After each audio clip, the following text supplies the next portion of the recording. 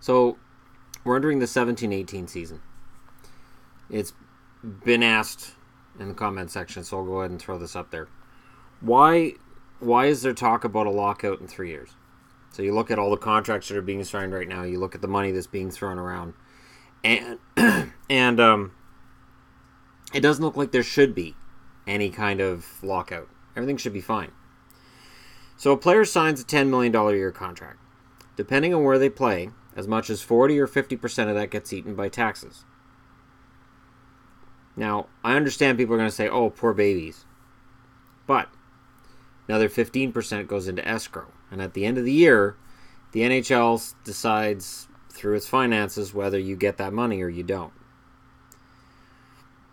Players want to put a cap on escrow. They want to say, all right, well, let's just put a hard cap on the escrow.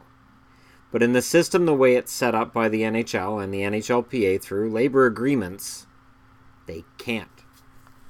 In a hard cap, they can't. Now, I've been an advocate of a change to the cap system.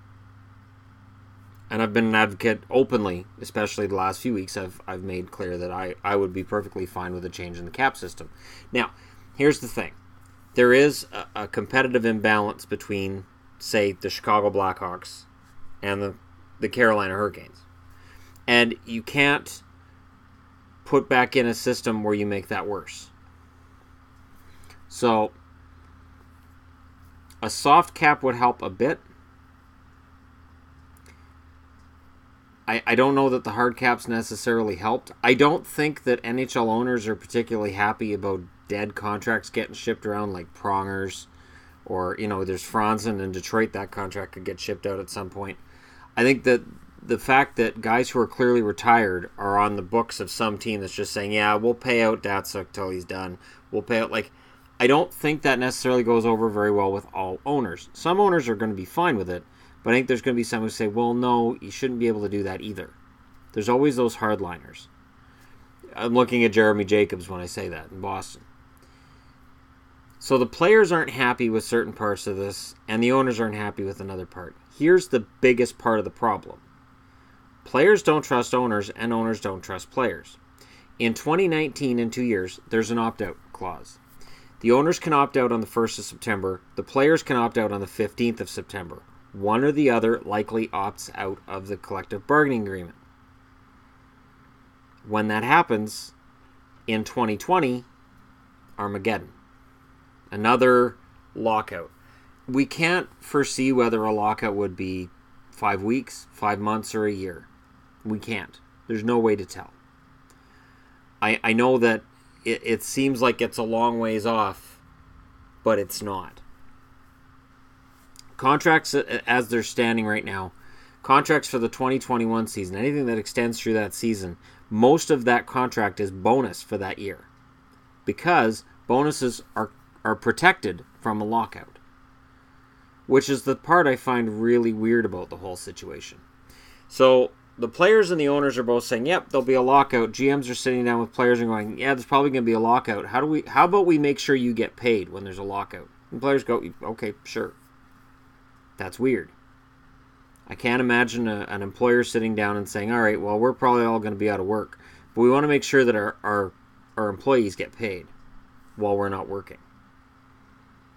Especially if owners are crying that they're losing money under the current system, which they really shouldn't be.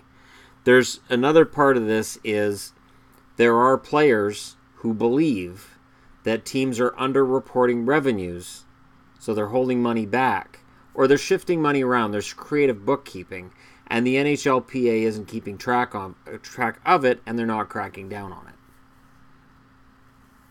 That could very well be happening. And again, it comes back to players, owners, there's no trust. None. There hasn't been a successful negotiation without a lockout in decades.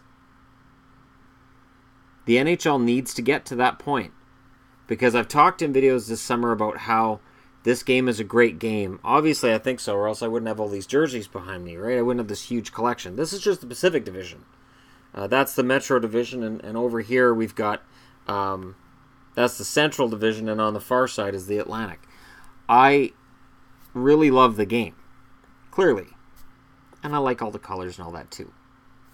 The lockouts get tiresome. And the lockouts make it harder for the NHL to get a foothold in non-traditional markets. Because they're going to have a very short attention span. If anything, I would think that the expansion to Vegas and potential expansion to Seattle, Houston, Kansas City, wherever they go, I would think that expansion would help them broker a deal with the players faster.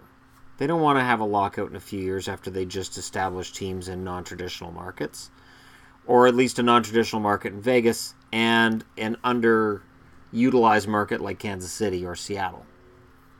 You want to maximize your profits? Don't have a lockout.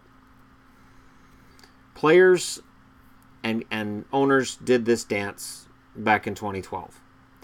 And a lot of fans picketed and yelled and screamed a lot of slogans and said they were going to boycott hockey. When hockey came back, it had the best attendance it had ever seen. You can no longer, as a fan, say, well, we're just going to stay away and have players or owners listen. They believe that no matter what, the fans are going to listen and the fans are going to watch and the fans are going to come back no matter what they do. I don't think that there's necessarily a lot of truth to that. I think there's a limit, but we'll see if they reach it in 2020. Let me know what you guys think in the comment section below. Hit like and subscribe if you're browsing your way through, and thank you so much for watching. I'll talk to you again soon.